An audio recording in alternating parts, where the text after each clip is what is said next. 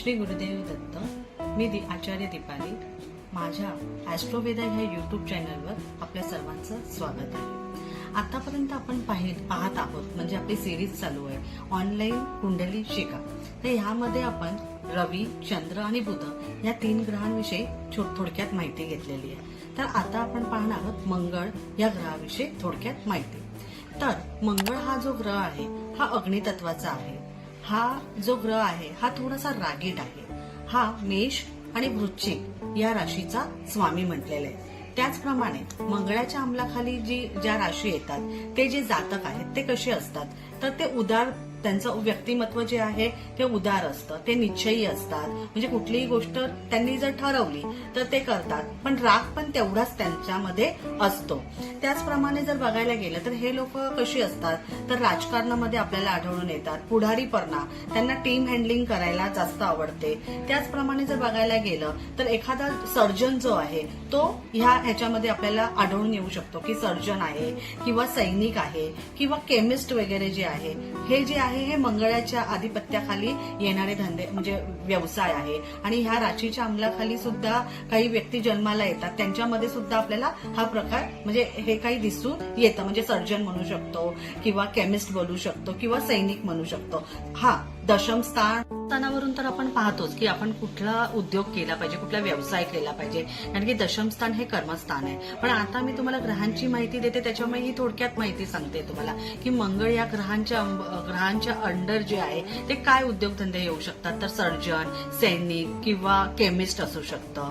त्याचप्रमाणे जर बघितलं तर पुढारीपणा जो आहे किंवा मेकॅनिकल इंजिनियर जे आहे ते मंगळाच्या अंमलाखाली येतात. आता मंगळाचे म्हणजे जी लोक मेष किंवा वृश्चिक राशीचे ह्यांच्यावरती मंगळाचा अंबल जास्त असतो. त्याच्यामुळे हे जे आहेत हे वादविवाद पट्टू पण असतात ही लोक जे आहे, आणि चर्चा पण खूप चांगल्या प्रकारे करू शकतात. पुढे तर आपण पाहणारच आहोत की मंगळाची राशीचा स्वभाव कसा आहे किंवा मग ते 12 भावांमध्ये मंगळ कसा आहे हे तर आपण जसं जसं कुंडली शिकणार आहोत ते तर आपण पुढे पाहणारच आहोत. पण आता मी थोडक्यात माहिती दिली की मंगळ ह्याचे कारकत्व काय आहे, तो कशा प्रकारचा ग्रह आहे. आता आपण पुढे पाहणार आहोत तो ग्रह म्हणजे गुरु. तर गुरु हा जो ग्रह आहे हा देवांचा गुरु म्हणून आपण गुरुला देवांचा गुरु म्हटलेला आहे. ह्याला आपण काय म्हटलं आहे तर गुरुमध्ये ही ताकद आहे की आपल्या स्पर्शाने आणि आपल्या डोळ्यांनी सुद्धा एखाद्या मातीचं सोनं करावं अशी जी ताकद आहे ती गुरुमध्ये आहे. तर गुरु या ग्रहामध्ये तशीच तत्व आहे.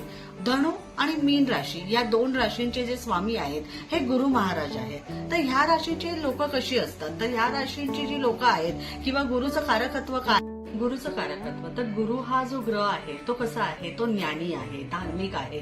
म्हणजे ह्या शब्दात, गुरु या शब्दातच आपल्याला बऱ्यापैकी गोष्टी कळतात की ज्ञानी असणं, धार्मिक असणं. ही लोक जी आहेत ही विद्वान असतात. ही आपल्याला कुठे कुठे आढळून येतात तर देवालय किंवा धर्मसंस्था आहे किंवा एखादे कॉलेजेस आहेत त्याचे जे ट्रस्टी आहेत हे सगळे जे आहेत ते गुरुच्या अंडर येणारी गोष्टी आहेत.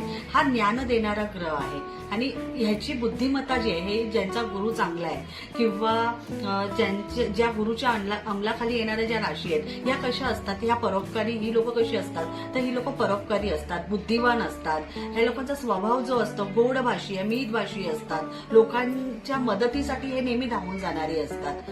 तर ही आपण पाहिली थोडक्यात गुरु या ग्रहाबद्दलची माहिती. आता पुढे आपण अशाच राहू आणि केतू या ग्रहाबद्दलची माहिती घेणार आहोत. पुढे आपण गुरु कुंडलीमध्ये 12 भावामध्ये काय काय फलादेश देणार आहे हे तर आपण पुढे जसं शिकत जाणार आहे तसं तर आपण पाहणारच आहे. ह्याच्या पुढे शुक्र, शनी, राहू, केतू या ग्रहांची माहिती सुद्धा मी तुम्हाला देणारच आहे. माझा व्हिडिओ जो आहे तो यायला थोडा वेळ घेतोय, पण माझे काही पर्सनल काही म्हणजे कामं चालू आहेत त्याच्यामुळे मी थोडे लेट व्हिडिओ टाकते. पण तुम्ही नाराज होऊ नका. तुम्ही माझ्या व्हिडिओला आतापर्यंत जसा म्हणजे सपोर्ट करतायत मला तसाच तुम्ही सपोर्ट करा. आणि मी तुम्हाला वचन करते की मी जे ऑनलाईन तुम्हाला ज्योतिषशास्त्र शिकवते तर तुम्हाला मी तुम्हाला सुरुवातीपासून एकच गोष्ट सांगत आली आहे की तुम्ही माझे संपूर्ण व्हिडिओ पहा. तुम्हाला संपूर्ण तुमची कुंडली एनालिसिस तुम्हाला करता येणार आहे आणि ते मी तुम्हाला वचन देते की ते तुम्हाला मी ऑनलाईन शिकवणार आहे. पण जे काही थोडे व्हिडिओज यायला लेट होतोय त्याच्यासाठी तर मी क्षमा आहे. जर कोणी माझा हा व्हिडिओ प्रथम पाहत असेल तर मला सबस्क्राईब करा किंवा मी तुम्हाला सांगेल की ज्यांनी कोणी मला सबस्क्राईब केलेलं आहे आणि जे कोणी माझे हे व्हिडिओ पाहत आहेत त्यांना मी सांगेल की माझे व्हिडिओ तुम्ही जास्तीत जास्त प्रमाणामध्ये शेअर करा, कारण की आता जो माझा स्टडी चालला आहे तो पुनर्जन्मावर चाललेला आहे आणि मी हा टॉपिक सुद्धा तुम्हाला शिकवणार आहे की पुनर्जन्म हा कुंडलीमध्ये कसा बघायचा. बेसिक कुंडली शिकवणार आणि त्याच्यानंतर हा विषय पण शिकवणार आहे.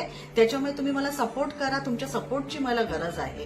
तुम्ही मला सपोर्ट केला, जास्तीत जास्त व्हिडिओ शेअर केले, लाईक केले तर नक्की अजून नवीन नवीन गोष्टी तुम्हाला शिकायला मिळतील. पुन्हा भेटू पुढच्या व्हिडिओसह. तोपर्यंत श्री गुरुदेव दत्त.